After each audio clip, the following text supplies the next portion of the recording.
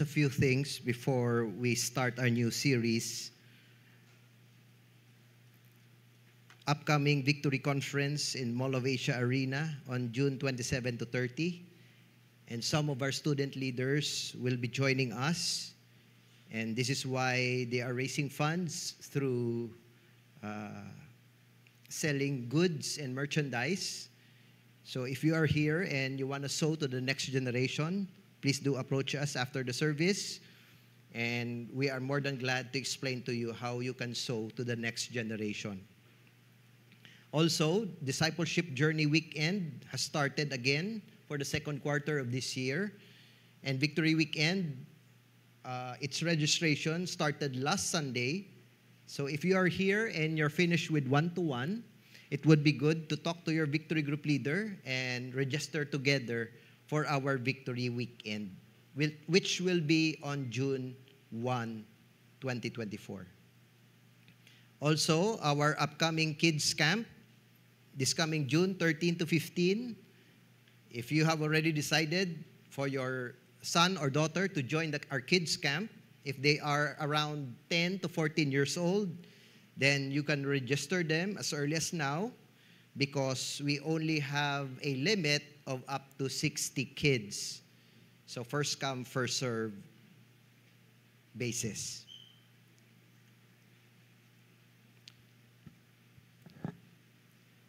We are starting a series titled Walk With Me.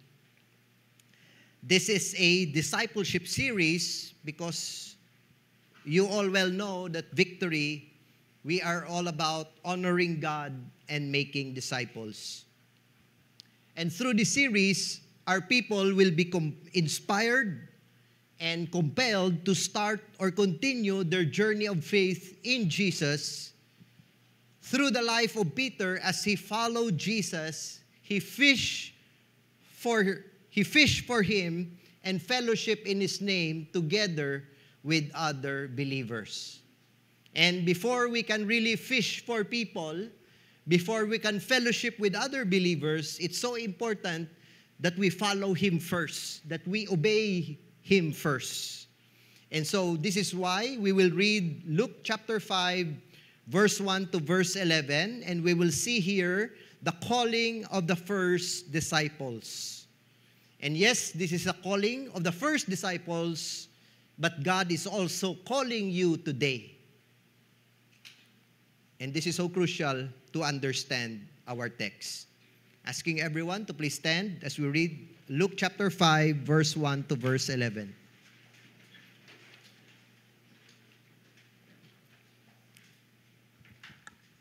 Jesus calls the first disciples. On one occasion, while the crowd was pressing in on him to hear the word of God, he was standing by the lake of Gennesaret. And he saw two boats by the lake, but the fishermen had gone out of them and were washing their nets. Getting into one of the boats, which was Simon's, he asked him to put out a little from the land, and he sat down and taught the people from the boat. And when he had finished speaking, he said to Simon, "Put out into the deep and let down your nets for a catch." And Simon answered, "Master, we toiled all night and took nothing, but at your word I will let down the nets." And when they had done this, they enclosed a large number of fish, and their nets were breaking.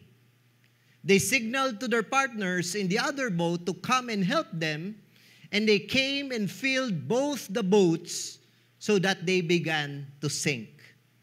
But when Simon Peter saw it, he fell down at Jesus' knees, saying, "Depart from me, for I am a sinful man, O Lord." For he and all who were with him were astonished at the catch of fish that they had taken. And so also were James and John, sons of Zebedee, who were partners with Simon. And Jesus said to Simon, "Do not be afraid. From now on, you will be catching men." And when they had brought their boats to land, they left everything and followed him. This is the word of the Lord. Let us pray. Lord, we ask your Holy Spirit to speak to every heart, because, Lord, the reality is we want to disobey. We want to run from you. We want to do it our way. We want to have our own plans. We want to create our own future, which leads to destruction and misery. Lord, as you speak today into our hearts, mold us, transform us through the work of your Holy Spirit, that after the service, Lord, it will result into worship, a life of surrender, and radical obedience for your glory and for your honor alone. In Jesus' name, amen. Amen. You may take your seats.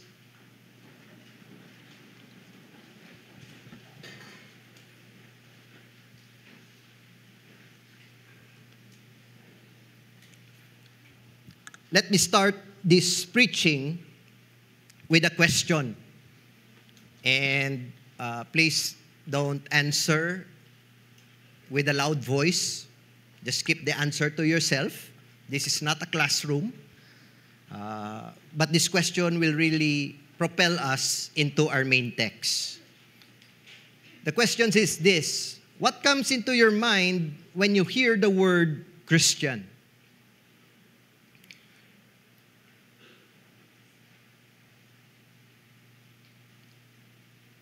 I am convinced we will all have different answers.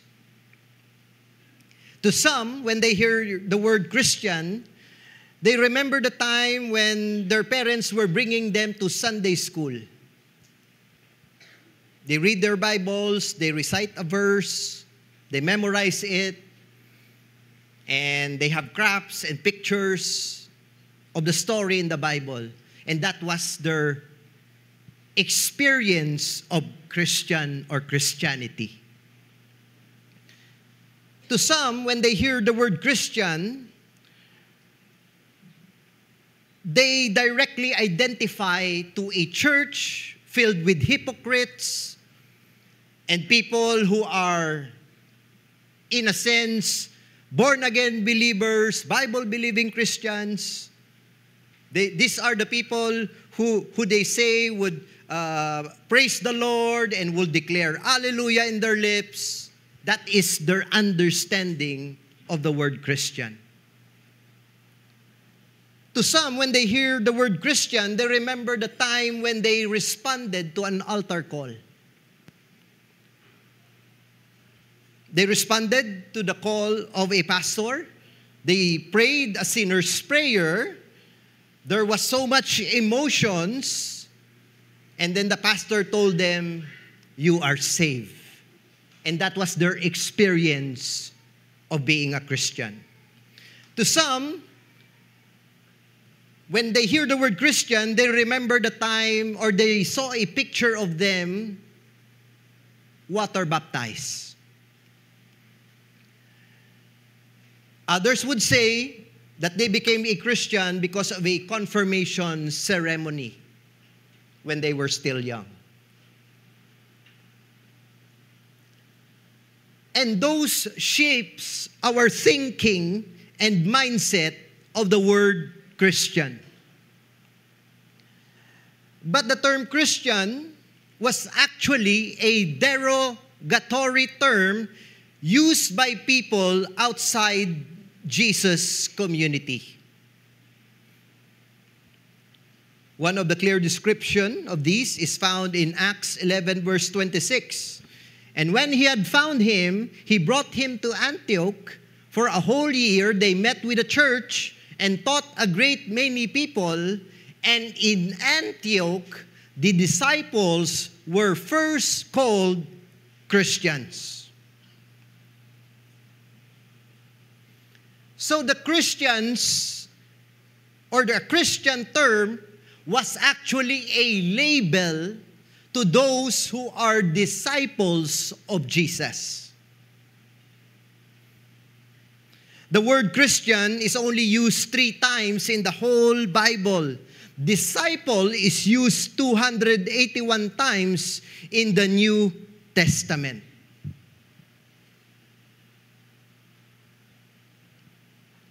So the question we need to ask ourselves, am I a Christian or am I a disciple?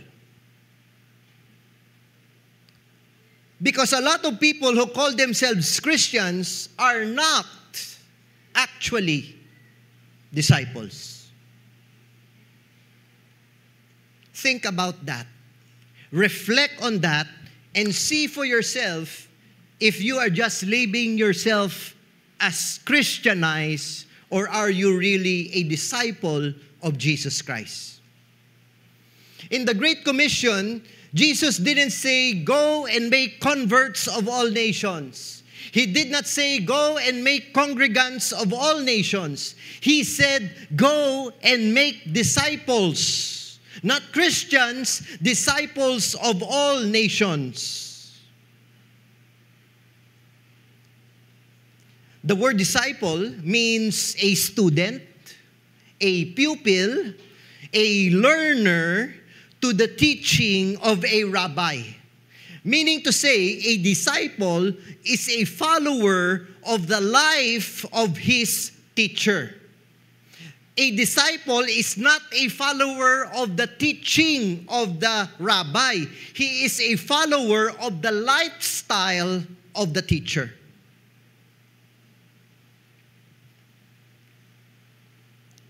Now, I believe that Jesus Christ has a lot of fans, but not many followers.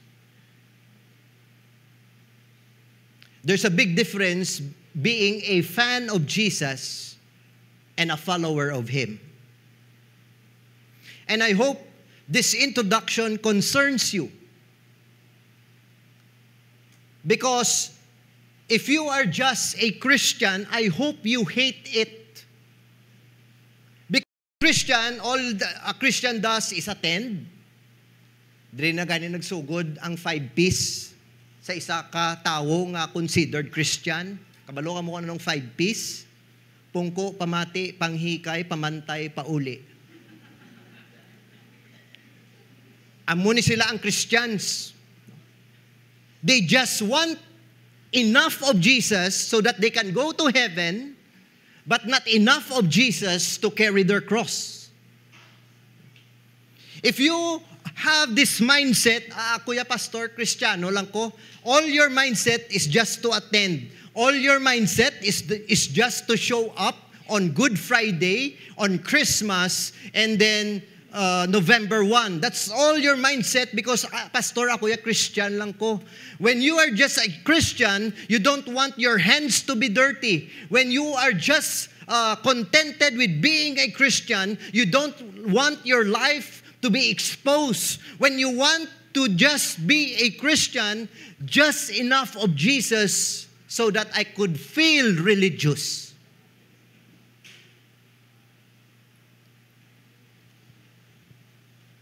I hope you still attend next Sunday.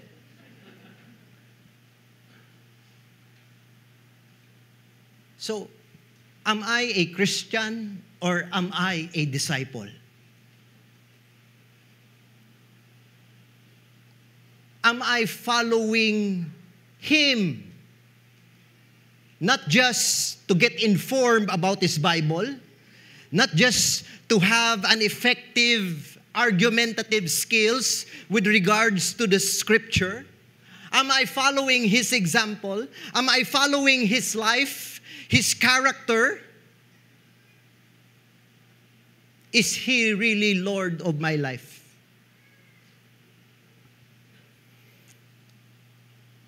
Because our text is going to show us what a disciple looks like.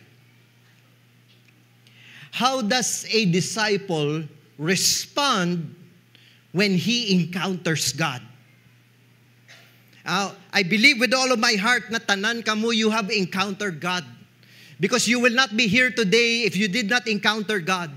I hope and I believe with all of my heart that you have encountered His holiness to a point that you decided, I will repent of my sins and I will give my life to Jesus Christ. I hope that when you encountered His holiness, His mercy, His grace, and His love, it made you realize, I cannot live for my own, I must live for Him. And that response is not temporary. That response is not 1 week, 1 month, or 1 year. That response is continuous until we die or until Jesus returns. 3 things I see in the text about a disciple. Radical selection, radical surrender, radical sacrifice. Let's look at the first one, radical selection. In Luke chapter 5, verse 10, it mentions here the first disciples. And so also were James and John, sons of Zebedee, who were partners with Simon. And Jesus said to Simon, do not be afraid, from now on, you will be catching men. So it's John, it's James, and it's Simon, which is eventually called Peter. In another parallel verse, in Matthew 4 verse 19, this is what Jesus said to them, follow me, and I will make you fishers of men. It's important to give a context. All Hebrew children at the age of 5 will be exposed to the Torah school, which is the 5 books of the Bible. So, amo nang reason why our children should be in kids' church. Because young as they are, they have to understand the Bible, the context, on their way of understanding. No? Because if you bring them to the main hall, then it's going to be something that is foreign for them. So all Hebrew boys went to the Torah school starting at the age of 5. By age 10, all these Hebrew boys already, in a sense, understood, or for some of them, memorized the Torah. It is also at this age 10, that there will be now a strict selection process. Only the very best of the students were allowed to continue. And then the rest were sent back home to their families and to help in the family business or farming. At the age of 17, if the boy or the grown-up man would want to continue to study the Bible or the teachings of Moses, his next role is to look for a rabbi, to look for a teacher, and apply to become a talmid, which is the Hebrew word for disciple. When you found one, you would go and sit at their feet. You would ask and beg and request to learn. So, you must understand, no, ang ila context, disyerto. Pero wala sila nag-cancel classes, kakainit. And the rabbis would examine you, and they would question you, and they will give you many tests to see if you are worthy to be their disciple. Because the rabbis way back then were pretty selective, no? Because if they are going to raise up somebody like them, raise up future religious rulers, they have to be the best of the best. They have to be the cream of the crop. Sa una, ang career path, and the most lucrative career was to become a religious leader. Wala pa to uso ang basketball, wala pa to uso ang being a rock star. So, the most lucrative career path was to become a religious leader. And this is the dream of every Hebrew boy. But because of the strict process, the rabbis would choose the smartest, the most talented, the most eloquent to become their disciples. This is why I started with radical selection. Because Rabbi Jesus did not choose the best. He did not choose the elite. He did not choose among the boys who is the most gifted, who is the most talented, and who came from the best family tree. He chose the least of them. He chose the best, but he chooses the willing. One commentary said, God skipped all the wise of the day. The great scholars were in Egypt.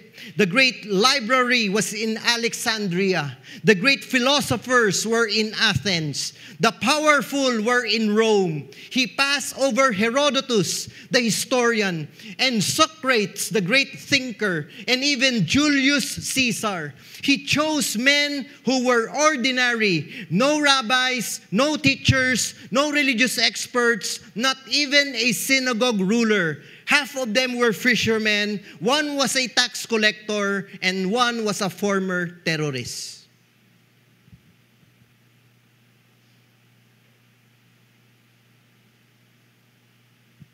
Radical selection. Jesus chose them. Jesus chose you. They did not choose him. We did not even choose Jesus. Jesus was the one who initiated. We love him because he loved us first. He died for us while we were yet sinners. He awakened us from our deadness spiritually. Dead men cannot raise themselves back to life. It is the work of the Holy Spirit. So this is radical selection. None of them were religious elite. None of them stood out. Because Jesus is going to be the one to do it in them and through them. The response of those who are called is to obey. He said to them, "Follow me." And this is not a call to follow Jesus in Instagram. That's a shallow way of explaining it. When he said, "Follow me," he meant you deny yourself. He meant to follow his example. He meant to be exactly like him. Our responsibility is to obey his command. Our responsibility is to obey his instructions.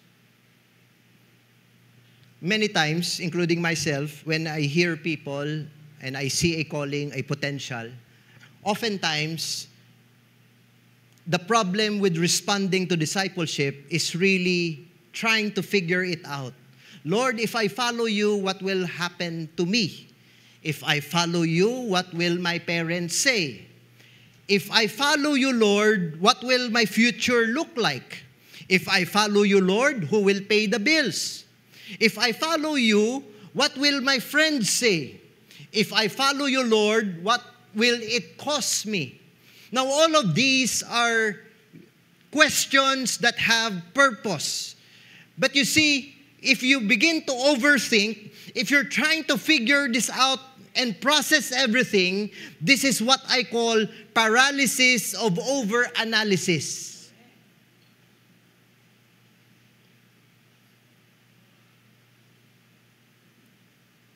Our response is to obey his call. The analysis, the process, how it is going to go about, he answered it. I will make you fishers of men. You are not going to make yourself a fisher of men. You are not going to think about the process of how I can make me fishers of men. You don't have to worry about how am I going to provide food for my family if I'm going to make fishers of men. It's his job. It's his role. It's his way. If you can answer the command, follow me, that's it. The rest, it's all God.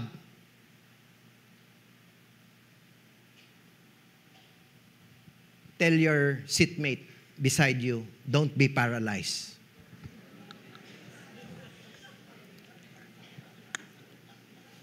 When you start to overthink, when you start to trying to figure this out, how can I go from point A to point B? What about my dreams of being a millionaire?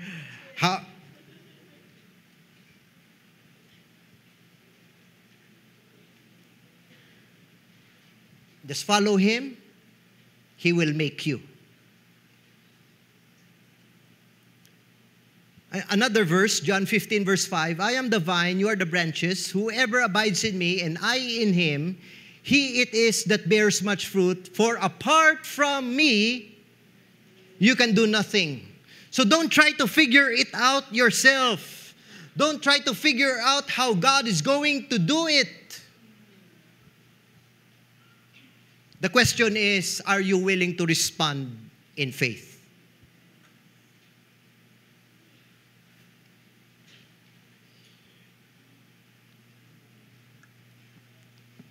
Pastor, I don't think I can be a disciple. If you only knew my past. Pastor, ang iba na lang. Because I am not qualified. Pastor, okay na ko, nga Christian lang ko. Let other people become disciples. Let me answer that with a quote. Choosing the most unlikely candidate is how God works.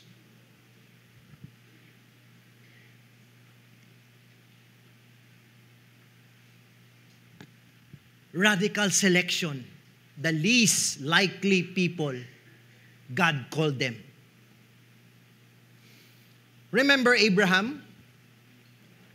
If God is going to raise up somebody who will eventually be called the father of many nations, why would you choose someone who is childless?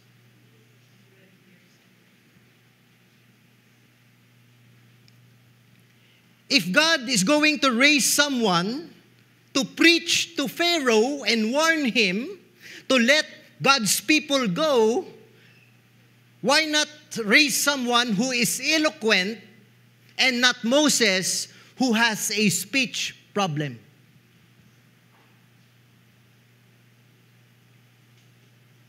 If God is going to use Gideon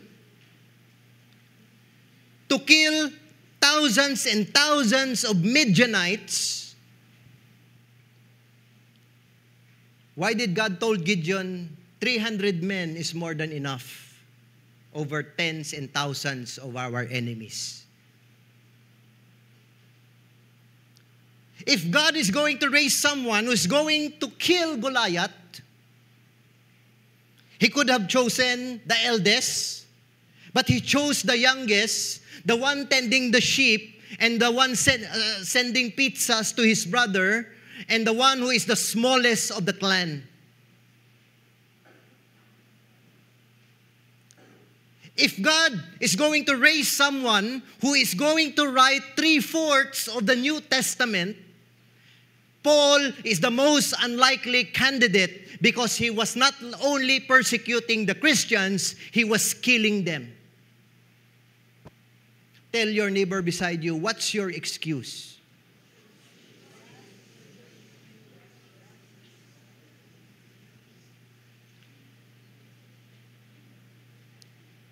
God calls us the same way. He is not here suggesting. He is not here trying to convince us of this option. Jesus is not saying, oh, try to be a disciple for 15 days, and if this doesn't work, I will return your money back, I will return your career back. No, this is a command. Follow me, and I will. From then on, I will make you fishers of men.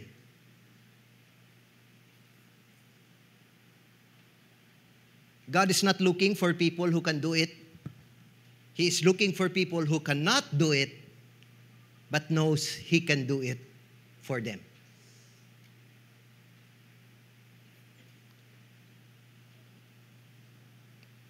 It's been 35 years already since Victory Iloilo was founded. And Sunday in, Sunday out, this is all about honor God, make disciples. We want you to be part of a victory group. We want you to journey with us in that discipleship journey. If you don't have someone leading you, we invite you to join a victory group. Or maybe you can approach us and we will give you a victory group. And this is really part of who we are, calling people to discipleship. And you may have all the necessary excuses not to do it, but God is looking for people who cannot do it, but knows He can do it through them and for them. So radical selection. The next thing that we see here is radical surrender. Luke 5 verse 8 says, "But when Simon Peter saw it, he fell down at Jesus' knees, saying, 'Depart from me, Lord, for I am a sinful man.'"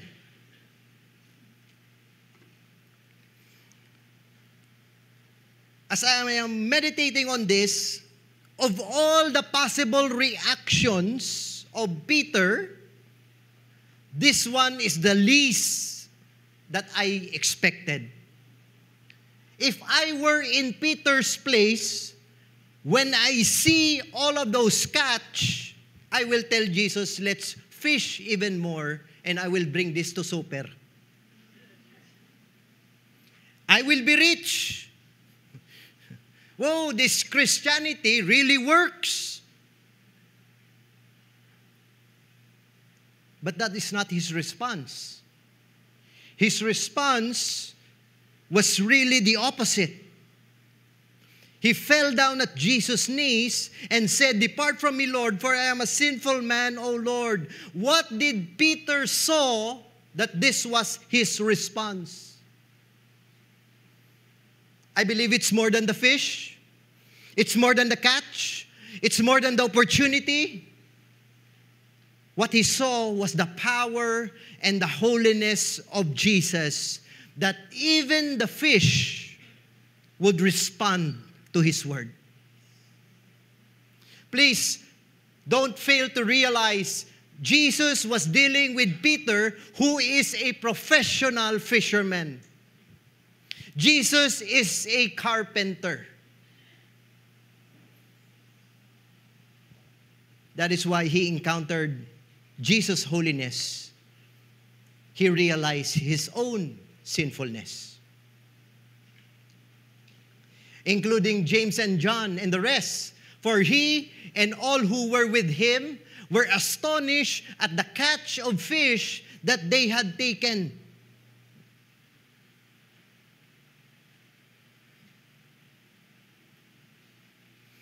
When you encounter the power of God in your life, what should be the response? Worship. And when I say worship, I'm not saying you raise your hands on a Sunday, you sing a song, you play an instrument, although that is part of it. When I say worship, it is exactly what Jesus said. He is looking for true worshipers who will worship Him in spirit and in truth.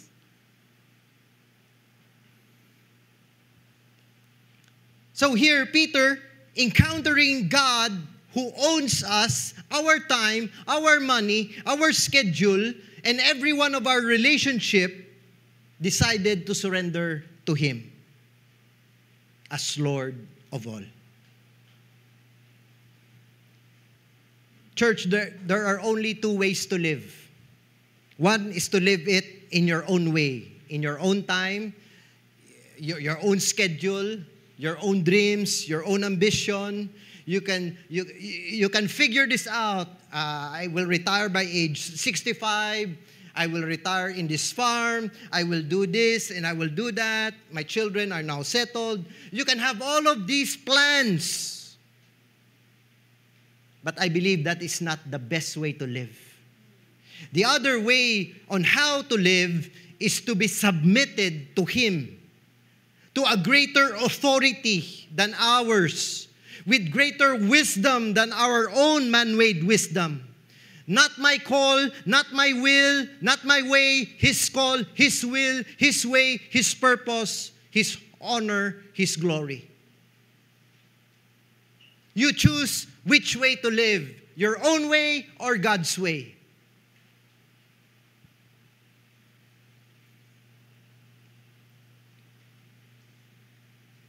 They were astonished. Can you recall the day when you realized that God saved you? I'm sure there was a glimpse of that astonishment. Nga, Lord, grabe, of all people, ako pa ang ginsave mo. Unfortunately, that moment was short-lived. It's like the seed that fell on stony grounds. It was short-lived. The cares of life, the lure of wealth, choke the seed. It did not bear fruit. It died.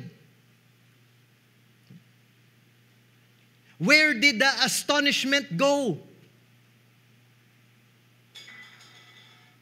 Mayo pa ang tumbler nag-amen.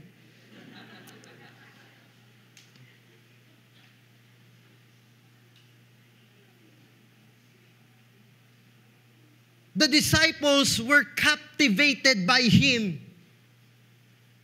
The disciples marveled not just with His power, but the one who is the source of the power. Church, where did the astonishment go? Why is it that you no longer marvel at Him? He didn't just provide for you fish, He provided salvation. Why are you willing to go back to your old way of life? Why is your worship about to die? The disciples couldn't resist. The disciples couldn't turn away. This was not a one-week event. Because the Bible says they left everything. They died martyr. Because it was radical surrender. How much of your life has been totally surrendered to God? Maybe we surrendered our soul because we don't want to go to hell. But we have never fully surrendered our life here on earth. So radical selection, God did not choose us. We did not choose Him. He chose us. Radical sacrifice, the moment they encountered the power of God, the saving work of Jesus Christ, there was surrender, there was worship. Radical sacrifice. Luke 5 verse 11, and when they had brought their boats to land, they left everything and followed Him.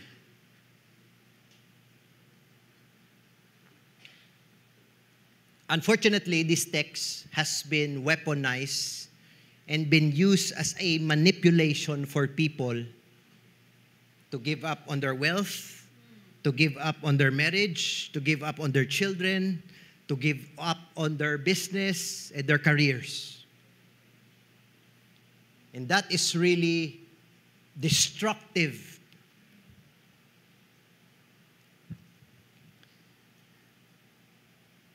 They left everything and followed him. I don't think that they left their houses, they left their marriages, they left their children. I still believe they still fish once in a while.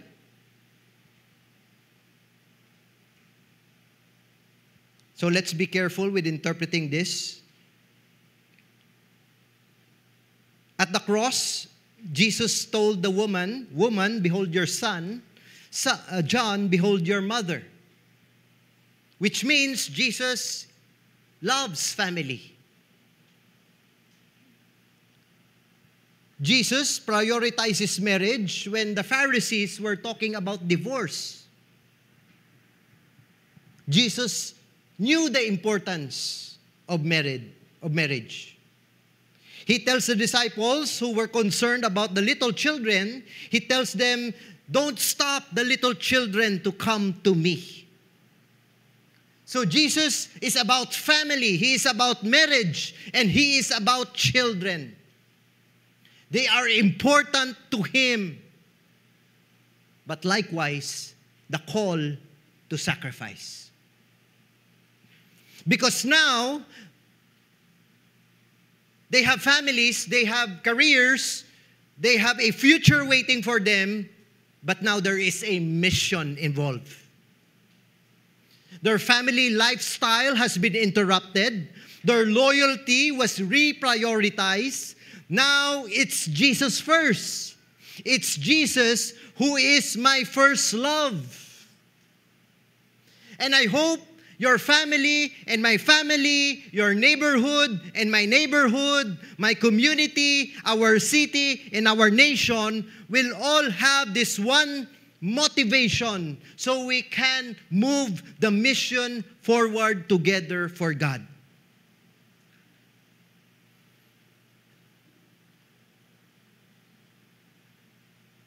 Radical sacrifice. Jesus is not saying you leave your family and go to ministry. He's not saying you resign from your job and go to ministry, although some are called really. What he's saying is, it's time to sacrifice because now there is a mission to be fulfilled. In Luke 14, verse 26, Jesus said, "If anyone comes to me and does not hate his own father and mother and wife and children and brothers and sisters, yes, and even his own life, he cannot be my disciple." Careful with the word hate. The word hate here, it simply means lesser love. Because the object of our first love is Jesus and no one else. Meaning to say, what Jesus is trying to communicate, as far as I am concerned, I am your first love. All the rest, compared to me, will be less. Yes, love your parents, love your brothers and sisters, love your spouse, give them shopping money, and all the spouse say, oh, kadasig sang amen. But compared to Christ, I cannot compare anybody else. In fact, if I love Christ first, if He is really my first love, and I devote my life to Him, I can now love my wife more than ever. I can now love my children more than ever because my priorities is in place. God, my wife, my children, my career, church, you add whatever you want. Because the source of love is the one who is love Himself.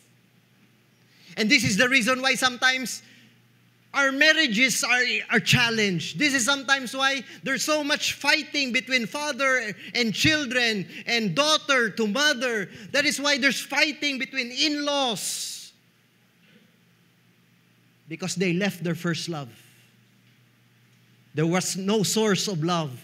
There was no source wherein they can experience forgiveness so that they can release forgiveness. There was no source of grace, so they are not gracious to one another.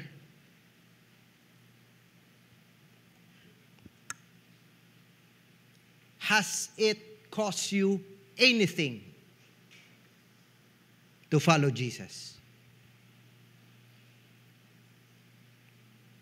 Because if it didn't cost you anything, I wonder if it's really Jesus you are following.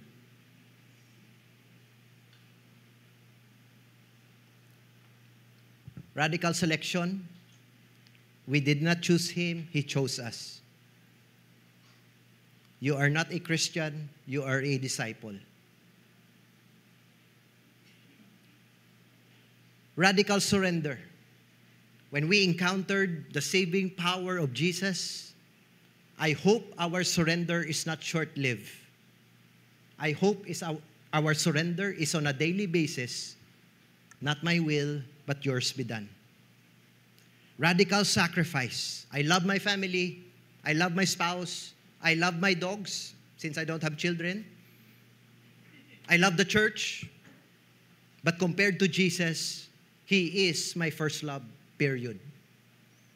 How then shall we respond to this? The first one, exalt Christ with a thankful heart. Church, He saved you, and the way He saved you was unprecedented. He did not save you with silver or gold. He did not save you with precious metals. He could have saved you with all the money in the world, but He didn't do that. He saved you by shedding His blood. So exalt Christ in your life with a thankful heart, because with a thankful heart, it will breed worship. And when there's worship in spirit and in truth, I can assure you there will be worship by giving your life to Him. Number 2, embrace obedience with a joyful heart. Nag-obey ka tuod, pero sako imugtas, pudag-pudag. Embrace with a joyful heart, because discipleship is about obedience. No amount of good preaching, no amount of powerful keynotes, no amount of powerful and very inspiring testimony can change you. Only when you obey, you will see the change in you. Jesus said, if you love me, you will keep my commandments. And He goes on to say, my commandments are not burdensome. If the commands of the Lord in your life are a burden, there is a hole in your understanding of the gospel. Discipleship is about obedience. I need the commands of the Lord. I need the Bible to teach me in every aspect of my life.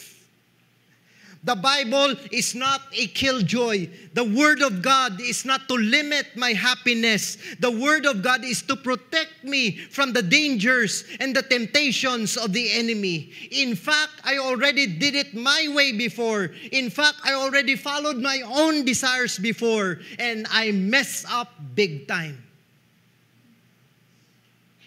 So I would rather embrace obedience with a joyful heart. And lastly, expect challenges with a hopeful heart. As a disciple, we will experience difficulties. James, John, Peter, Luke, and all the apostles and all the disciples suffered persecution. Some of them were stoned to death. Some of them, their heads were cut off. Some of them were crucified at the cross upside down. And so will we experience this in our lifetime. But understand, you are not the first. Certainly, you will not be the last. And most of all, you will not be alone. Despite the challenges, we follow our Rabbi, our Master, our Lord. Jesus did not guarantee an easy life. He guaranteed a pathway, a purpose that no matter how difficult it may be, it will lead to victory, to eternal life. Can we all stand? Ask the music team to join me here. With every head bowed and eyes closed, Lord, thank you for speaking to me today.